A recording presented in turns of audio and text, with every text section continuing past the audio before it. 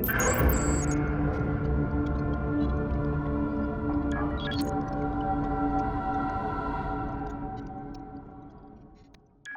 disappearance of Iwona Wieczorek has left her friends and family devastated as they try to solve the mystery of what happened to her. Maybe you can help put it to rest.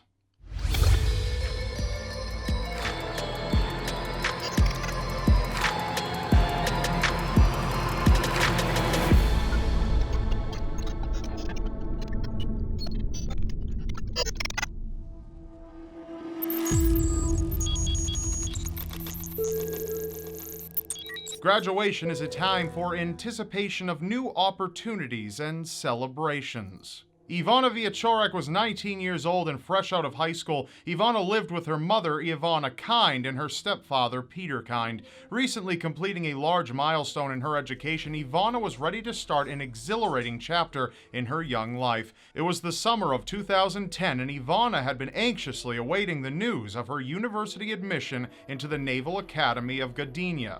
Iwona Wieczorek was a 19-year-old girl from Poland, and she was fresh out of high school. Wanting to reward herself for the years of hard work, Iwona booked a trip to Spain, something she was looking forward to doing just before starting school in the fall. Just like many young adults her age, Iwona partook in excessive partying and long nights away from home. Iwona often spent her summers out with her good friend Adria. Together, the girls were sure to live a life to the fullest. As young partygoers with their lives ahead of them, no one exactly expected what came next.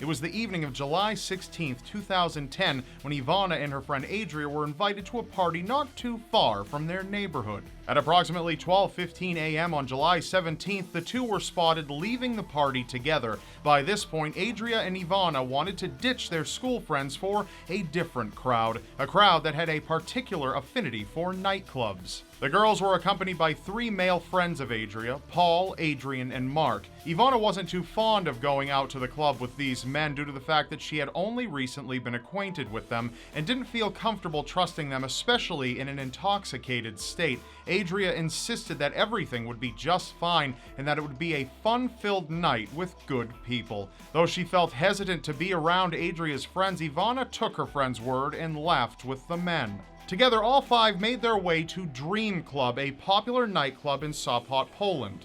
The enjoyment of music and drinks could only be tolerated by Iwona for so long. It was a few hours into the night when Iwona wound up in an altercation with Adria's three friends. Intoxicated and upset, Iwona was no longer interested in partying. At approximately 3:45 a.m., security surveillance outside of Dream Club captured footage of Iwona walking barefoot down the nightclub strip by herself. She is seen holding her high heels in her left hand while walking at a rapid pace. Reports stated that Iwona was seen nearby the Seaside Promenade, a location south of the club that was in the same direction heading towards Iwona's residential area. Stranded outside with no money and a phone that was quickly dying, Iwona's luck began to run out. Iwona texted and notified her mother and Adria that she was on her way home from the club. Frustrated and tired, Iwona told Adria that she wasn't happy to leave the club on her own. As Iwona's good friend, she believed that Adria should have looked out for her and left the moment things took a bad turn with the other men. Adria stated that around 4 a.m., the two were able to sort things out after Iwona called her from her cell phone. Worried as to what her mother would say if she saw Iwona in a drunken state, Iwona asked Adria if she could spend the night at her place. Adria obliged and assured Iwona that she would leave the keys to her home outside once she returned. Iwona was then reported to have texted her mother shortly after 4:12 a.m. advising her mother that she would not be returning home and would be at her friend's if she needed her. This would be one of the final text messages that Iwona would ever send. With a 6-kilometer walk ahead of her, Iwona began making her way. CCTV footage was able to capture a brief moment of Iwona walking down Seaside Boulevard in Jelikowo at 4:12 a.m. This would become the final footage to ever be recorded of Iwona before she was reported missing by friends and family. Adria had safely returned home early in the morning and had woken up to notice that the house keys she had left out for Iwona were sitting in the exact location she had placed them. Adria was curious to know if Iwona had changed her mind and walked back home. At around 5 p.m. that afternoon, Adria contacted Iwona's mother, questioning the whereabouts of her friend. Concern immediately hit both of them after Iwona's mother stated that she last heard from her daughter early in the morning and could only assume that she stayed the night at Adria's. Police were immediately notified of a missing person. However, little attempts were made in locating her due to the fact that law enforcement believed the 19-year-old could have slept at another friend's house or had purposely ran away. They were certain that Iwona was independent enough to get back home. It had been an entire week before police stepped up in searching for the missing girl. At this point, friends and family were in fear of what was to come. After so much time had passed, Iwona's family became desperate, and as each minute dwindled away, so did the chances of finding her. News outlets began reporting on the disappearance. For months, Iwona's search became a national highlight. Members of the community searched together in nearby residential streets. Hundreds of officers patrolled and scavenged every possible location inside and outside of the city. The primary investigator responsible for the case was Detective Krzysztof Rutkowski, who led multiple police searches, press conferences, and had acted as a spokesperson on behalf of the Wieczorek Kind family. The search for Iwona was at an all-time high, and it seemed everyone was looking and no one was willing to give up.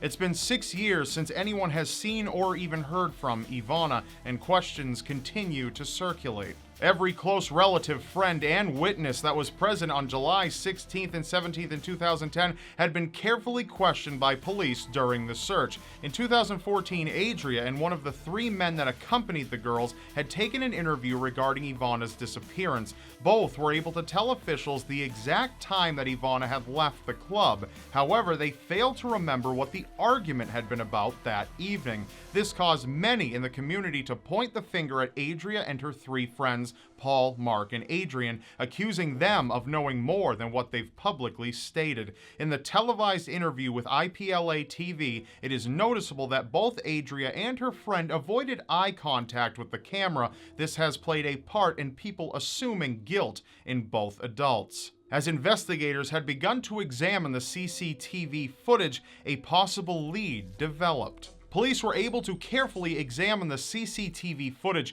A man could be seen following behind Iwona. A composite sketch of the unknown man was publicly addressed in hopes of finding him. In Iwona's last moments on camera, he was seen wearing a plaid shirt and jeans with a beach towel over his right shoulder. It is speculated that this unknown man might have been the last person to see Iwona alive. Despite the highly publicized news reports on the case, no one has since come forward in identifying the man in the footage, and the man himself has never come forward either. Aside from Iwona being a possible murder victim, investigators believe it may be a possibility that Iwona had been kidnapped while walking home and is currently being used in sex trafficking. According to the U.S. Department of State, women and children from Poland are subject to sex trafficking within the country, also in Austria, Germany, Italy, Japan, Malta, Morocco, the Netherlands, Sweden, and the UK. As a country that strictly prohibits sex trafficking,